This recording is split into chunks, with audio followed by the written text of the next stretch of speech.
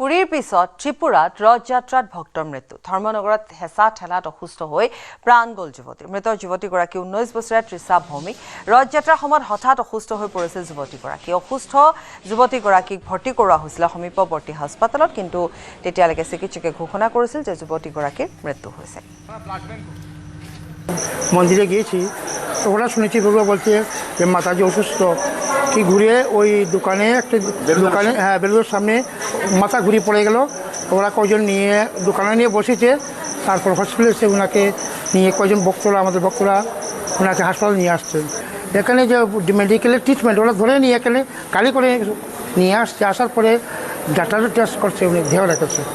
ওরা কোথায় রেখেছে সেটা আমি বলতে পারছি না ওনার নাম কি ওনার নাম তৃষ্ণা ভৌমিক বয়স কত বয়স 20-21 এরকম হবে আমার বাসা কোন জায়গায় রেল কলোনি তিনি পড়া থাকেন এখন থেকে মোটামুটি আধা ঘন্টা 45 মিনিট আগে পেশেন্ট নিয়ে আসা হয় 19 বছর বয়সের ফিমেল পেশেন্ট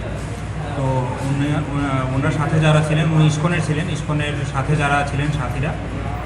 ওনারা জানালেন যে ইস্কনের রথে ওরা বেরিয়েছিলেন তো মাঝখানে হঠাৎ করে উনি কলাপস করেন কলাপস করার পরে এরপর যখন ওনার সেন্স ফিরেনি এরপরে এখানে হসপিটালে নিয়ে আসা হয় তো ওনাকে আসার পর আমরা ব্রড ডেড হিসেবে পাই তো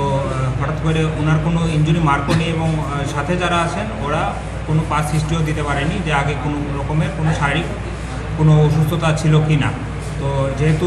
মৃত্যুর কারণ জানা যায়নি আমরা এখন পুলিশ ইনফরমেশন দিয়েছি একবার পোস্টমর্টমের পরে মৃত্যুর আসল কারণ জানা যাবে এখন ওনার মাকে ইনফর্ম করা হয়েছে ওনার মা আসছেন কি নাম ওনার স্যার ওনার নাম হচ্ছে ঋষা ভৌমিক